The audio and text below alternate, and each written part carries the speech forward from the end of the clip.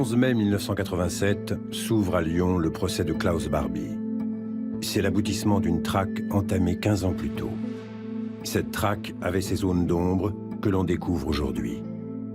On y croise des espions français, des intellectuels, un trafic d'armes entre États et un revirement inattendu de la CIA.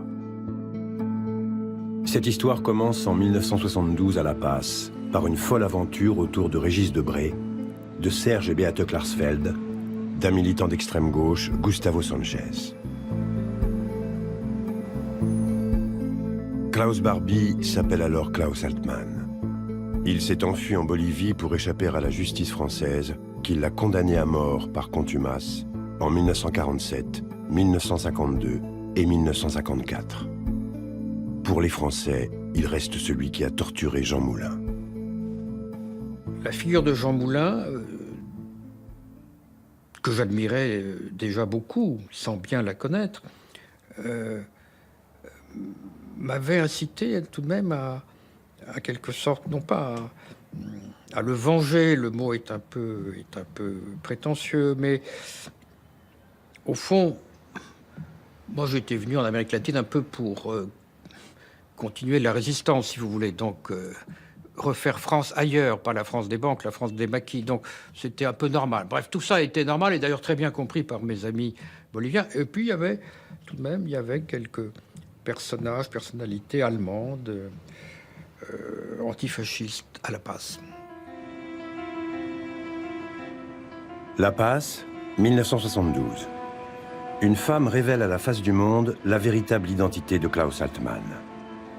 Klaus Barbie dira « Tous mes embêtements à La Paz ont commencé lorsque Beate Klarsfeld est arrivée. » Je suis venue ici avec les documents que j'ai reçus du procureur de Munich, d'ailleurs quelques jours avant mon départ, et je suis venue pour les montrer aux autorités boliviennes pour qu'ils puissent se rendre compte, et comme vous dites, Altmann et Barbie sont bien la même personne. La même année, un journaliste français, Ladislas de Hoyos, va confondre Klaus Barbie et Klaus Altmann. Je montre des photographies de Barbie qui avaient été prises au moment de la guerre. Je les présente à M. Altmann pour voir s'il les reconnaît. Haben Sie diese Bilder gesehen? Regardez bien, Klaus Altmann vient d'apposer ses empreintes sur les photos de Barbie. Les empreintes de Klaus Altmann sont bien celles de Klaus Barbie. Klaus Altmann n'est pas un homme sans histoire. Il n'existe que pour couler des jours tranquilles en Bolivie et dissimuler l'encombrant passé de Klaus Barbie. Ich bin Klaus Altmann, Hansen, geboren 25. Oktober 1915 in Berlin. J'ai appris qu'Altmann était Barbie, je pense, en lisant le journal et les déclarations et les découvertes de Beate Klarsfeld. À ce moment-là, sachant que Barbie avait été le tortionnaire et l'assassin de Jean Moulin, j'ai eu l'idée de monter un projet d'enlèvement avec des amis de la guérilla bolivienne survivants, avec une amie allemande qui faisait partie de la guérilla et avec mon vieil ami Gustavo Sanchez. Gustavo Sanchez connaît les secrets de Klaus Altmann, notamment son savoir-faire dans la répression pour le régime militaire du colonel Banzer. Journaliste, militant d'extrême gauche et résistant à la dictature, Sanchez est le compagnon de lutte de Régis Debray. Il partage avec son frère d'armes la même soif de justice contre celui qui reste à ses yeux l'assassin du chef de la résistance française, Jean Moulin. Une nuit, Régis Debray se mit à évoquer la possibilité d'enlever Barbie.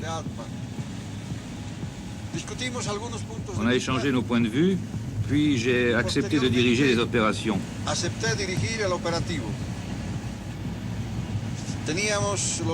Nous avions la liste des déplacements quasi quotidiens d'Altmann, grâce à un des officiers qui travaillait pour moi et qui le faisait suivre par les services secrets de son unité.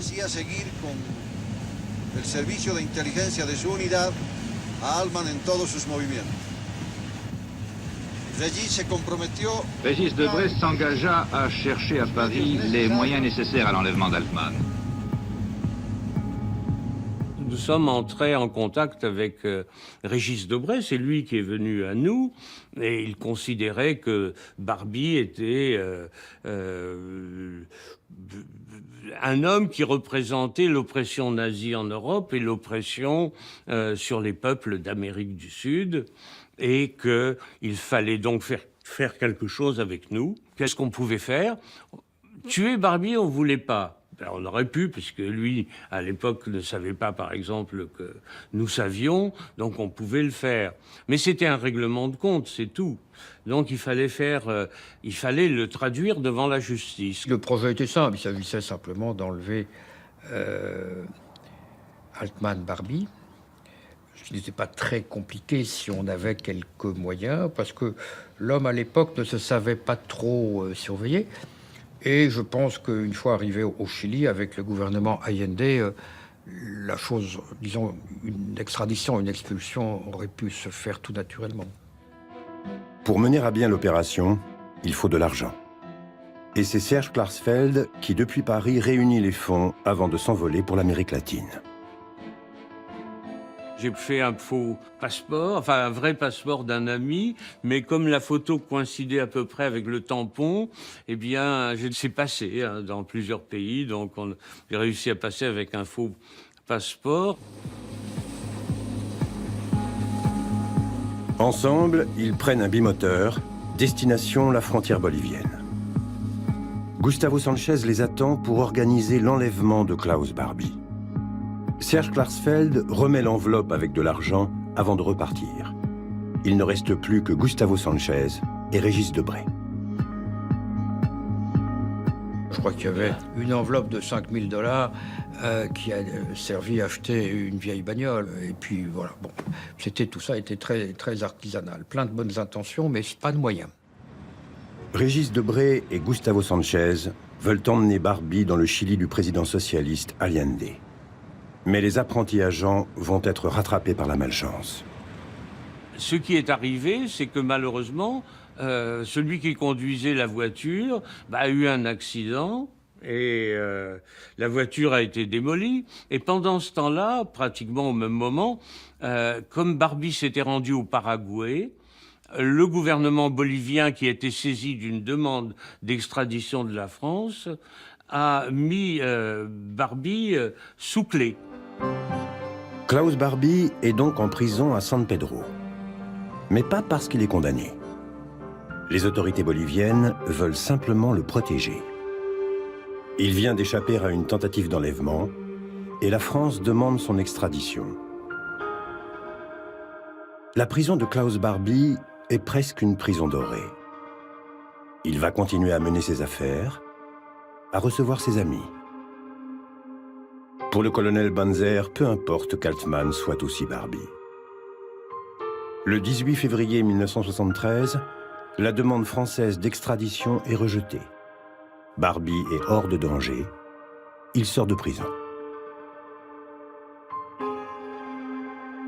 Et quand il est sorti de prison, après que l'extradition ait été refusée, eh bien, c'est le moment où Allende est tombé et Pinochet l'a remplacé. Donc notre opération n'a pas pu se faire.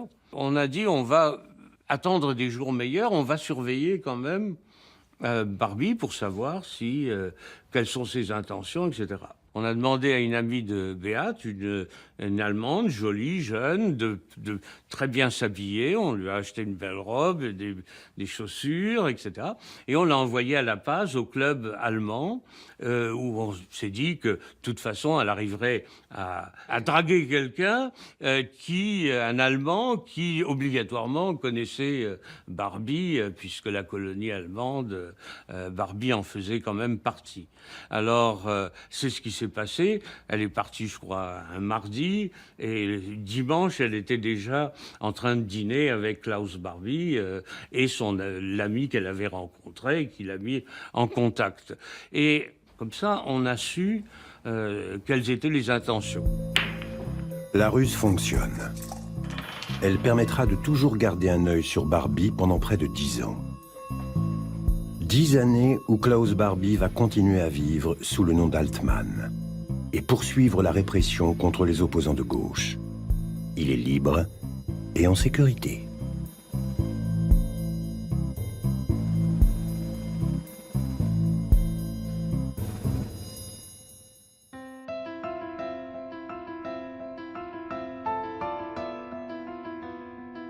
« 1981. François Mitterrand est élu président de la République. L'Élysée et le cabinet du Premier ministre sont investis par de jeunes conseillers. On était dans la période romantique. On était plus aventuriers et plus enclin à lier des relations hors normes.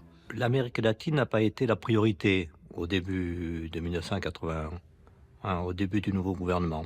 Donc, l'Élysée en particulier s'était un peu déchargé sur nous d'une partie de ce continent. Au même moment à Paris, Serge et Beate Klarsfeld continuent leur combat. Ils restent les traqueurs de nazis qui espèrent un jour capturer Klaus Barbie. En février 1982, ils reçoivent une bien étrange visite. Un immigré bolivien qui vivait en France est venu nous voir début 82. Il a dit « Moi, je ne peux plus tenir. Barbie, c'est un symbole. Il faut que je la batte. Bon, je vais repartir en Bolivie, donc je vais essayer de la battre. » Et puis, il nous a téléphoné de Bolivie et il nous a dit « Écoutez, j'ai renoncé à mon projet parce que je pense qu'il y a un changement possible en Bolivie. » Et le changement en Bolivie va survenir en 1982, le 10 octobre. Il porte un nom et un visage, Hernán Siles Zuazo. Il est de gauche et surtout, il entend faire de son pays une démocratie. Le paysage politique est désormais radicalement différent. À Paris, Régis Debray, qui avait tenté d'enlever Klaus Barbie 10 ans plus tôt, est aux côtés de François Mitterrand. Et en Bolivie, Gustavo Sanchez est devenu vice-ministre de l'Intérieur. Le calendrier va s'accélérer et le sort de Klaus Barbie se jouer en quelques semaines. Je reprends contact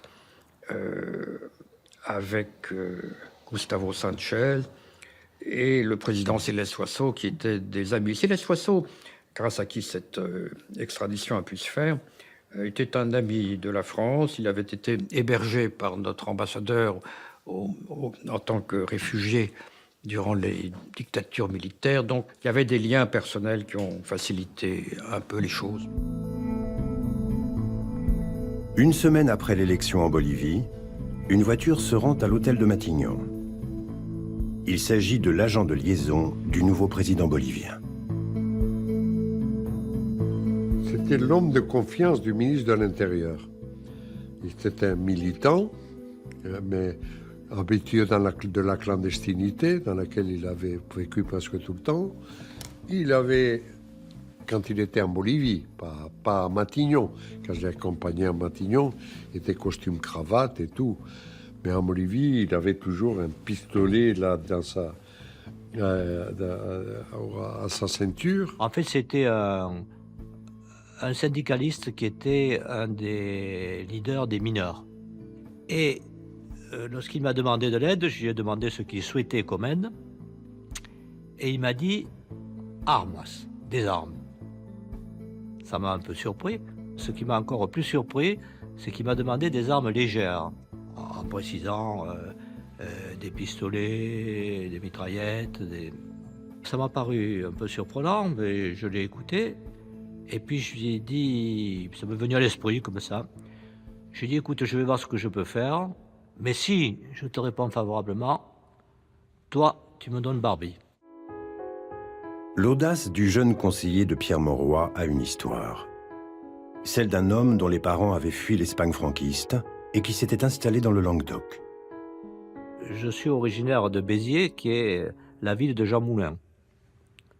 Et je m'étais un peu intéressé à ce personnage dans le passé, qui avait été, comme je le savais, torturé et assassiné par Barbie. J'avais aussi à l'esprit un peu sur ce personnage-là le fait qu'il ait tué des enfants. Donc pour moi, à l'époque, ça représentait vraiment le genre de personnes malfaisantes et nuisibles qu'il était nécessaire, si on le pouvait, de renvoyer devant la justice.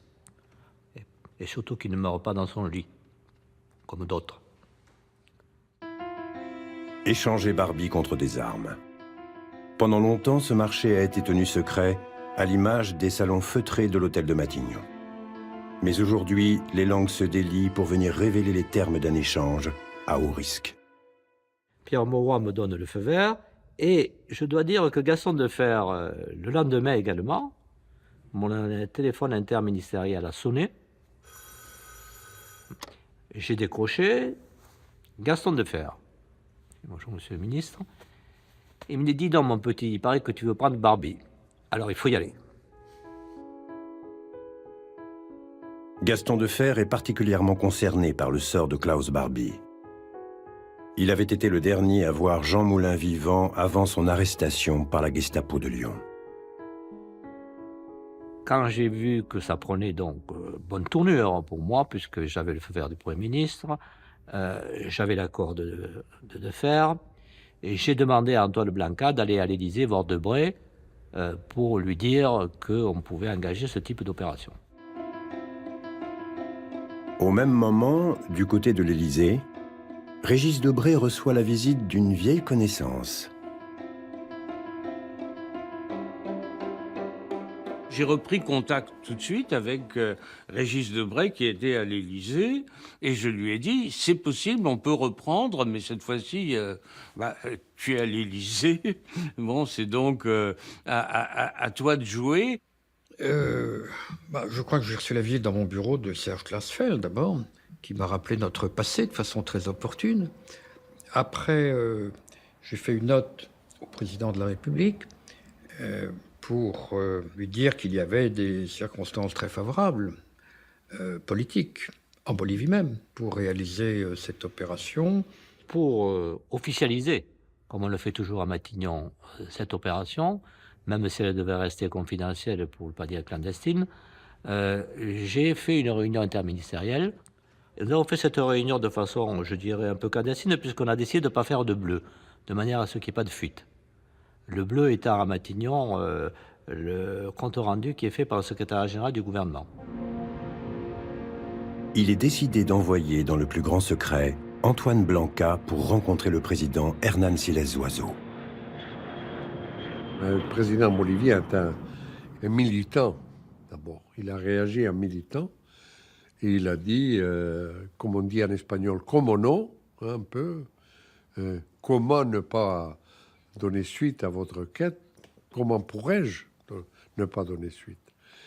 Et ensuite, ça a été une question d'organiser les choses, un peu de contourner les voies officielles pour enlever Klaus Barbie afin qu'il se retrouve à Cayenne devant un juge d'instruction français. Monsieur le Président, je voudrais vous demander aussi, c'est une question un peu délicate, si en échange de Klaus Barbie, vous avez négocié, disons peut-être une aide financière et économique de la part de la France. La défense de la démocratie sur le plan moral n'a pas de prix. C'est la raison pour laquelle nous n'avons jamais attendu la moindre compensation négociée. Cela eût été indigne du peuple que nous représentons. Si les choix soient dit, voilà, moi, je suis l'héritier d'une situation épouvantable, d'une dictature militaire. Je n'ai personne pour me protéger, les militaires ne sont pas sûrs. Et je suis à peu près sûr de la police. Et la police, elle n'a que des armes de poing. Alors, si vous pouvez, en contrepartie de ce que je vous apporte, c'est-à-dire Klaus Barbie, me fournir un équipement sérieux pour la police, qui aille au-delà des pistolets et revolvers dont il dispose, eh bien, écoutez, je vous en serai bien reconnaissant. Pero resulta que Disons que si de fait nous avions besoin d'armes ou d'autre chose, qu'allions-nous donner en échange? En échange, on devait donner quelque chose de valeur, une valeur forte, quelque chose d'équivalent. Mais dans ce cas, que pouvait remettre la Bolivie? Un Barbie déjà vieillard? Pourquoi la France le voulait-elle? Pour le juger? Eh bien, c'est pour ça qu'on vous l'a envoyé. Un accord au sommet entre les autorités françaises et boliviennes a été conclu. 2 transals décollent de la base d'Évreux pour Cayenne, avec les armes demandées par le pouvoir bolivien.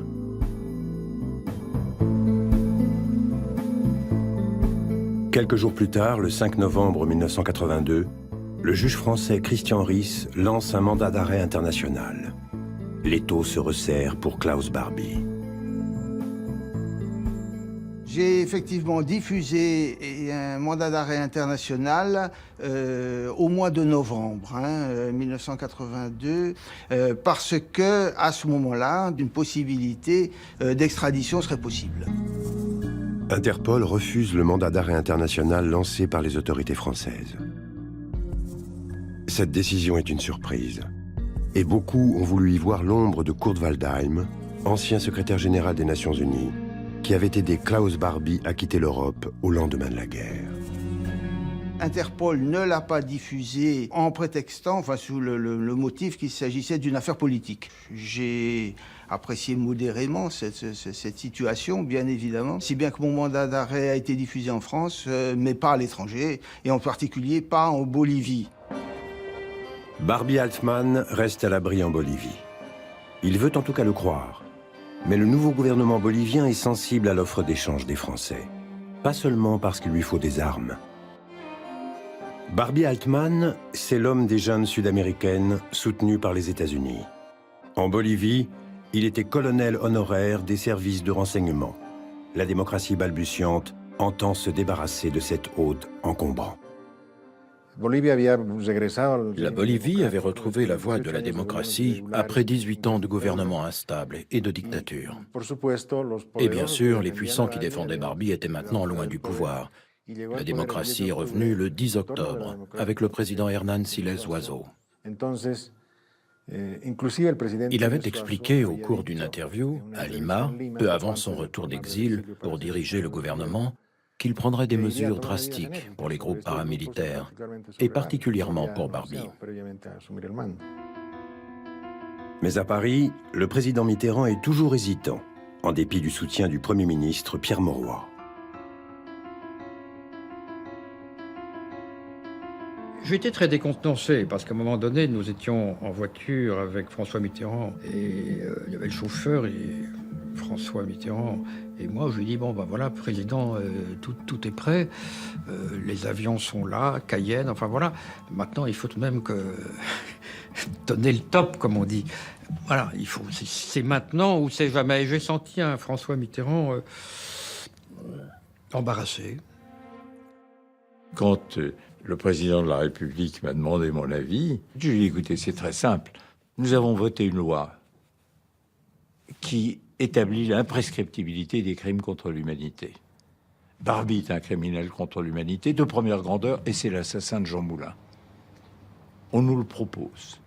Il faut veiller scrupuleusement aux conditions de la remise, lui donner toutes les garanties de l'état de droit, mais nous ne pouvons pas et nous ne devons pas refuser Barbie.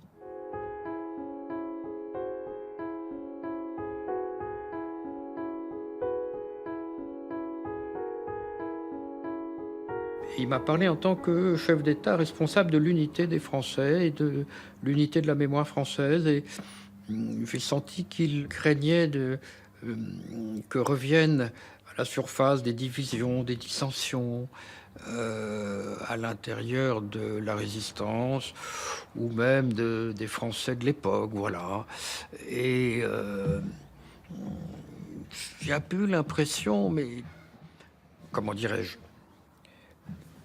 il s'est résolu, il a donné le feu vert. Mitterrand est un homme qui avait un grand sens de l'histoire. Et que dans cette circonstance, il mesurait que le procès de Barbie serait le procès du criminel contre l'humanité, ce qui n'avait jamais été fait. Jamais.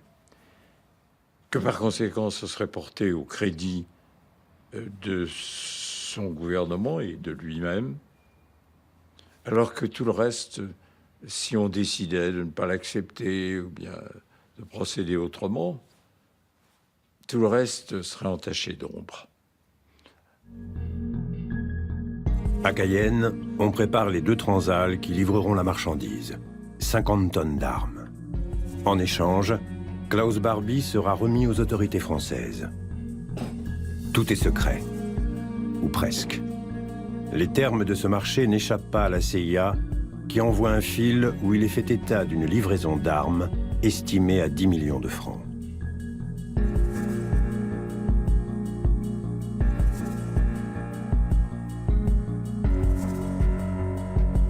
Comme on le fait toujours dans ce type de transaction, on met un chiffre en face. Alors, je pense qu'elle valait beaucoup plus de 10 millions quand même, parce qu'un transal qui était chargé, ça me fait beaucoup plus que ça. Barbie est lâché par tout le monde. Les Américains sont désormais au courant de son échange contre des armes et laissent faire.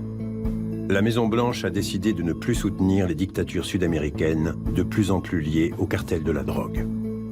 Klaus Barbie est isolé, mais il se croit toujours protégé par l'armée. Barbie, chaque fois qu'il y avait un changement de régime, se présentait comme le sauveur.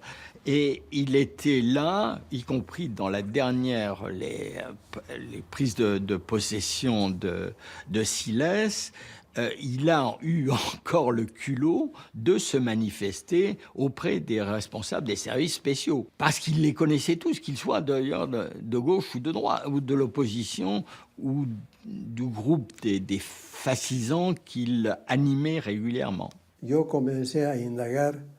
J'ai commencé à enquêter pour tout savoir sur ce personnage, ce qu'il faisait, etc. Et quand j'ai trouvé qu'il avait même obtenu le grade de colonel de l'armée bolivienne, et que ce titre lui avait été donné par les militaires, pour moi, en tant que ministre de l'Intérieur, la solution était de se débarrasser de ce sujet. Klaus Barbie ne comprend pas que la roue a tourné en Amérique latine. Il reste aux autorités boliviennes à organiser son expulsion.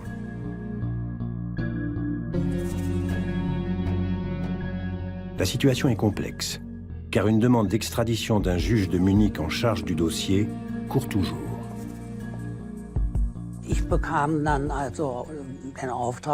J'ai eu la tâche de sonder le gouvernement bolivien pour comprendre sa position.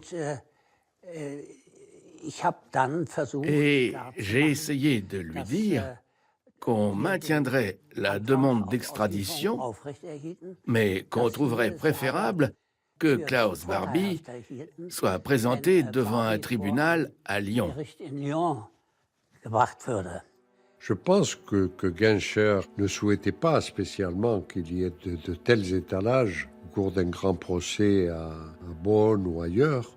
C'est très volontiers qui nous a laissé le bébé. Même s'ils ont des demandes d'extradition, tout ça, ils ne tiennent pas spécialement à récupérer Barbie. Ça transparaît dans toute la littérature du ministère des Affaires étrangères venant de Bolivie, de nos ambassades. Les Boliviens ont tranché. Klaus Barbie sera expulsé vers la France.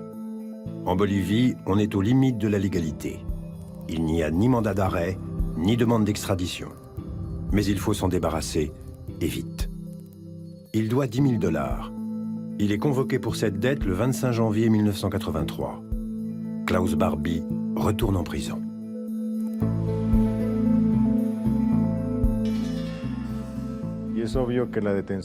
Il était évident que la détention de Klaus Barbie, connu comme Klaus Altmann, pour une dette fiscale, attirerait immédiatement l'attention, car on présumait que cela allait déboucher sur son expulsion.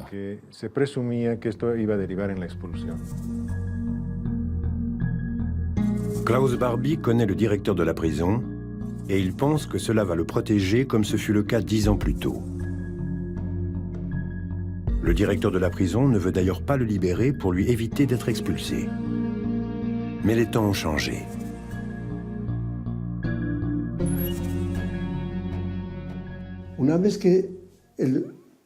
Le directeur de la prison disait qu'il libérerait son prisonnier une fois que sa dette vis-à-vis de l'État serait soldée.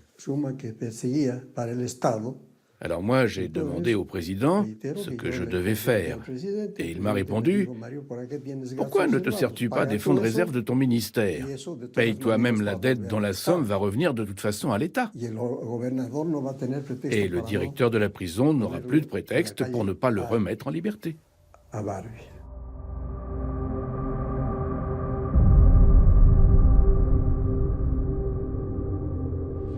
Nous sommes le 4 février 1983.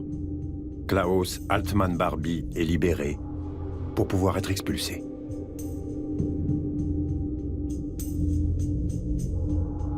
Pendant ce temps, à l'aéroport El Alto, on prépare l'avion Hercule qui doit emmener à Cayenne l'indésirable Barbie. Un faux Barbie est sorti presque entièrement enveloppé d'une couverture. Aux abords de la prison San Pedro, il y avait des centaines de personnes, des curieux, des journalistes, mais aussi des soutiens de Barbie en grand nombre. Donc, ce faux Barbie est sorti et a été mis dans une voiture. Et qui fut le maître d'œuvre de cette opération? Ce fut le méchant et pervers ministre de l'Intérieur, moi-même. Le faux Barbie a donc été ensuite mis dans un taxi jusqu'à l'aéroport international d'El Alto.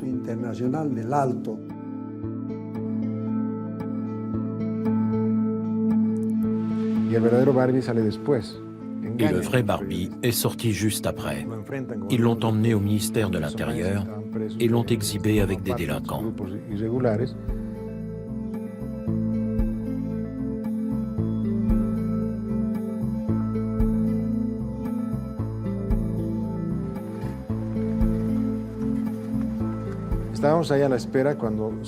Nous étions en train d'attendre quand un cortège de plusieurs voitures est arrivé.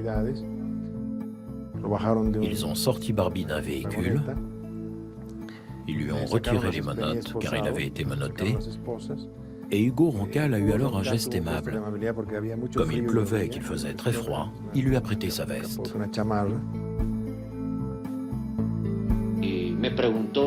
Il m'a demandé si sa destination était bien l'Allemagne.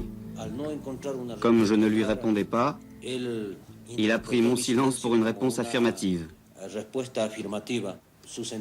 Puisque vous en êtes certain, que ressentez-vous, lui ai-je demandé.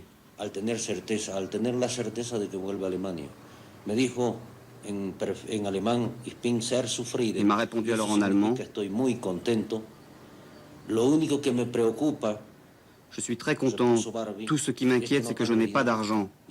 Que vais-je faire là-bas sans argent? J'ai l'impression qu'en fait, il pensait qu'une fois en Allemagne, il allait retrouver la liberté immédiatement par quelques manœuvres judiciaires. Tout est prêt, ou presque. Klaus Barbie reste silencieux. Il espère retourner en Allemagne où il pense ne rien avoir à craindre. Mais un ultime coup de théâtre vient rappeler les soutiens dont il bénéficie au sein de l'armée. Au moment de monter dans l'avion, les pilotes refusent de prendre à bord le journaliste de télévision Carlos Soria Galvaro et de décoller.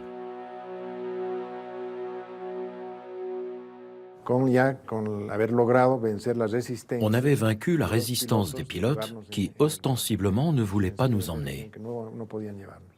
L'avion est en danger, disait-il. L'avion peut être l'objet d'un attentat que des groupes pro-nazis pourraient préparer. Quand nous l'avons mis dans l'avion, le quadrimoteur, j'ai appelé l'ambassadeur de France pour l'informer de l'heure d'arrivée de l'avion à Cayenne et que là-bas, nous pourrions leur remettre Barbie.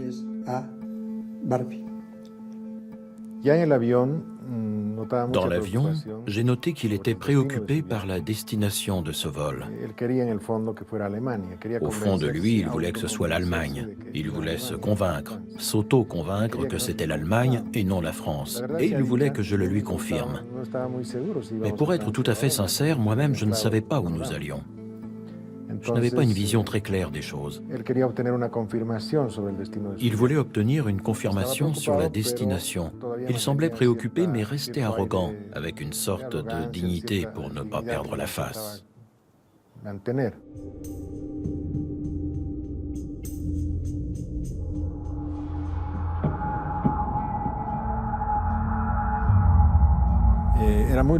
Il était très loquace. Nous n'avions aucune difficulté pour converser.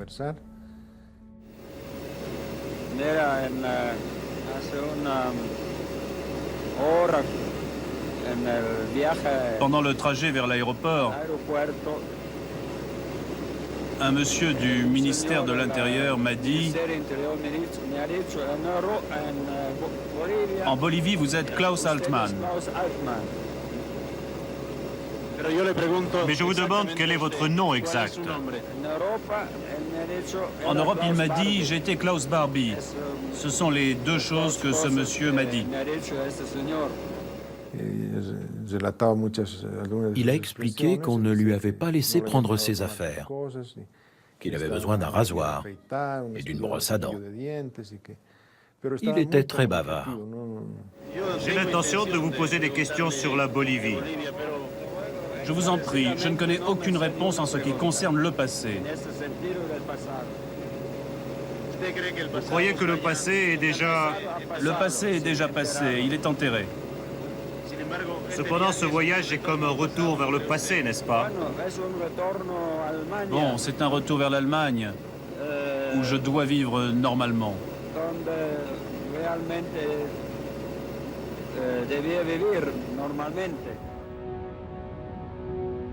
Après 7 heures de vol, l'Hercule de l'armée bolivienne se pose sur la piste de l'aéroport de Cayenne. Barbie ne sait pas encore où il est. Il ne se doute pas qu'il est sur le sol français. J'ai veillé à ce que ce soit les Boliviens, un avion bolivien, qui le dépose sur le territoire français.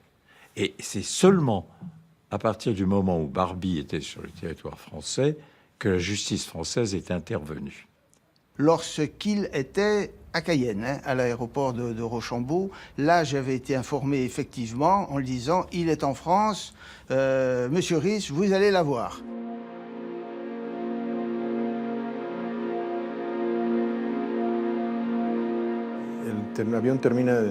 L'avion termine son atterrissage, toutes les lumières s'éteignent, l'arrière de l'avion s'ouvre, et là, on entend des gens monter qui parlent en français. Tout au fond de l'avion, un vieil homme, l'air assez frais finalement, et je m'adresse à lui en français. Et je lui dis, Monsieur Barbie, je dois vous dire que vous êtes en France. Klaus Barbie était réellement abattu. Il est tombé des nues. Les policiers et les médecins m'ont dit qu'il avait même les larmes aux yeux. Mais ça, je ne peux pas le confirmer.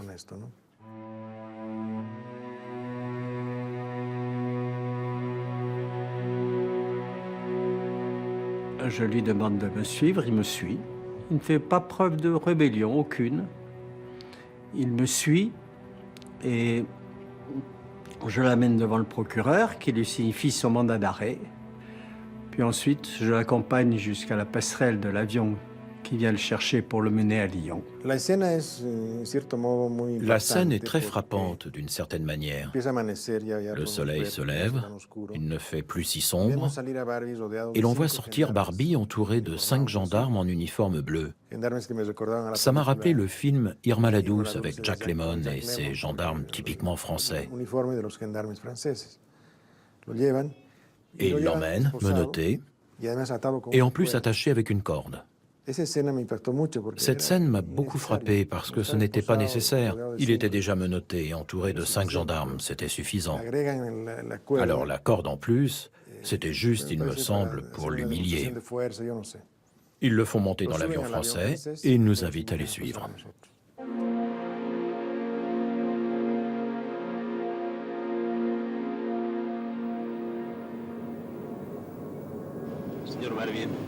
Monsieur Barbie, vous savez maintenant que vous avez été expulsé de Bolivie et que vous avez été remis aux autorités françaises. Oui. Je proteste énergiquement contre cette forme de l'attitude du gouvernement bolivien, parce qu'ils ne m'ont même pas donné une chance, une minute pour me défendre contre cette expulsion.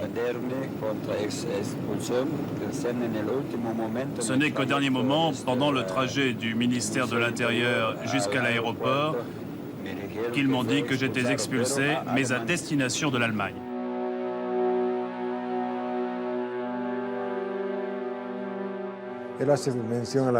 Il parle du vae victis. Selon lui, les vaincus n'ont jamais raison. Seul vaut ce que racontent les vainqueurs. C'est une logique qui essaie de banaliser les faits. Et les faits sont dans l'histoire et ne peuvent pas se nier. J'étais le chef du groupe anti-guérilla en France. Parce qu'il y avait plusieurs groupes avec chacun son travail. Mon travail particulier était la guerre contre la guérilla française.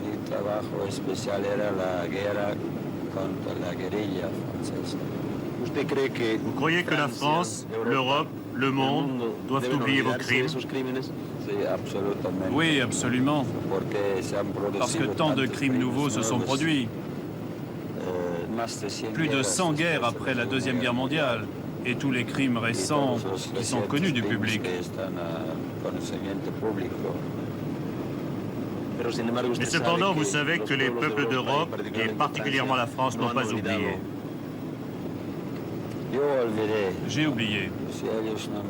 S'ils n'ont pas oublié, eux, c'est une autre affaire.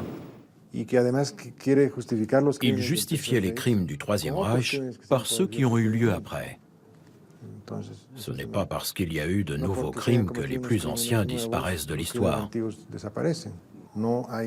Il n'a eu aucun signe de regret. S'il vivait, il referait sans doute la même chose. Il est arrivé d'abord à Orange, sur la base d'Orange, et ensuite il a été transféré par hélicoptère jusqu'à Lyon. Et je me souviens qu'on ne savait pas exactement où il allait arriver à Lyon. Et finalement, l'hélicoptère s'est posé au sud de Lyon, à Corba, où personne ne l'attendait. Donc il a été transféré jusqu'à Montluc dans le plus grand secret. Tout au long de la journée de samedi, l'itinéraire de Klaus Barbie est gardé secret. 22h25, surprise, Klaus Barbie est amené directement au fort Montluc. Plusieurs fourgons de police s'engouffrent dans la cour intérieure de la prison. C'est là que le juge d'instruction Christian Riss viendra lui notifier son inculpation. Dès son arrivée, l'ancien chef de la Gestapo lyonnaise sera interrogé sur son identité durant 2 heures. Motif, crime contre l'humanité. J'ai veillé. C'est à ce qu'il soit, à son arrivée, détenu au fort de Montluc. Ainsi, à son arrivée en France, Barbie fut ramené au lieu de ses crimes. Vous savez, si on parle toujours, l'assassin revient sur... Là, ça me paraissait symboliquement considérable. Il fallait qu'il se retrouve là, où il avait torturé Moulin et d'autres encore, là. Le fort Montluc, la prison de la Gestapo où l'on a torturé Jean Moulin 2 jours durant.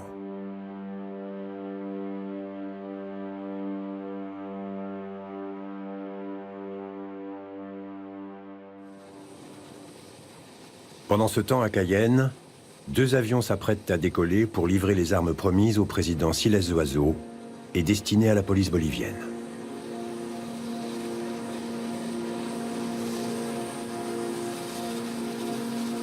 Malheureusement, là, si les Suazo contrôlés par bien la situation, nous avait donné un aéroport sûr qui était contrôlé par ses amis du MNRI, du Mouvement national révolutionnaire de gauche, et qui devait réceptionner les avions cargo chargés d'armes.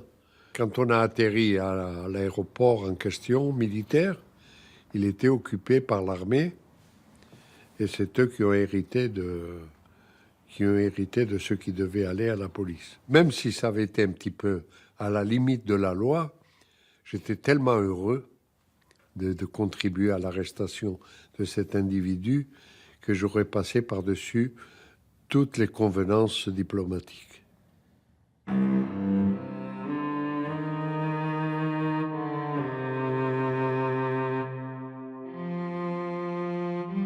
L'arrivée de Klaus Barbie est un événement considérable. Mais au-delà de son arrestation, c'est d'abord le procès que l'on attend. L'instruction peut débuter. Elle est singulière. Klaus Barbie ne peut être poursuivi pour le meurtre de Jean Moulin. Il y a prescription. Pour condamner Klaus Barbie, il faut à tout prix trouver un crime contre l'humanité, imprescriptible. C'est le cas de la déportation des enfants d'Isieux. Le 6 avril 1944, Klaus Barbie ordonne l'arrestation et la déportation de 44 enfants juifs. À Auschwitz, ils seront immédiatement gazés. Le plus jeune avait 4 ans.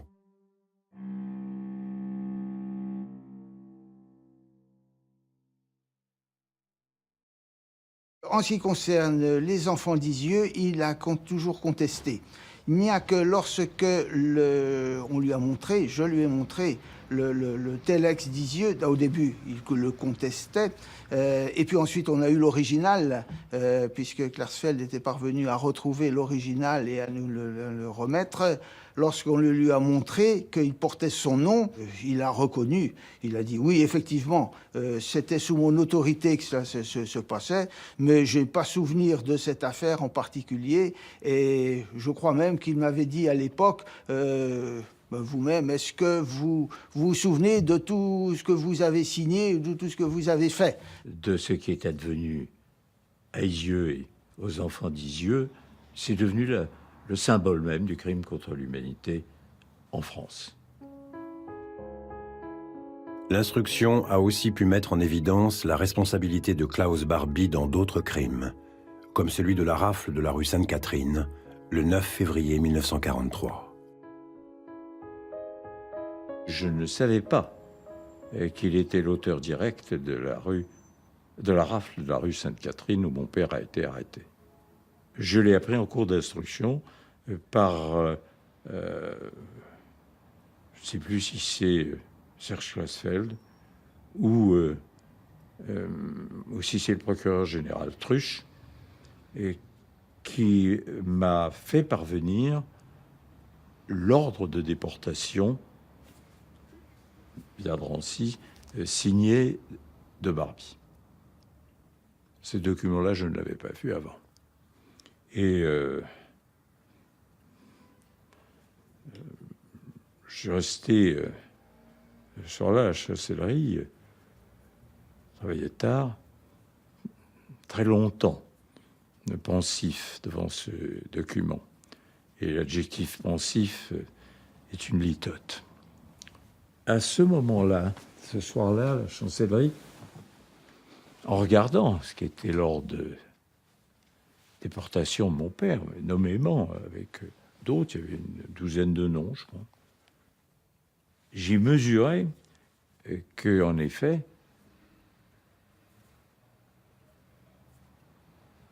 l'abolition de la peine de mort, elle concernait au premier chef l'assassin de mon père.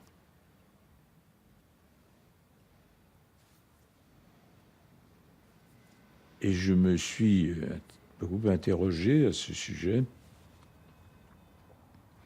Et tel que je le connaissais, et ce que j'ai appris tout au long de cette affaire ensuite, j'ai été sûr que L'abolition répondait à ce qu'il était.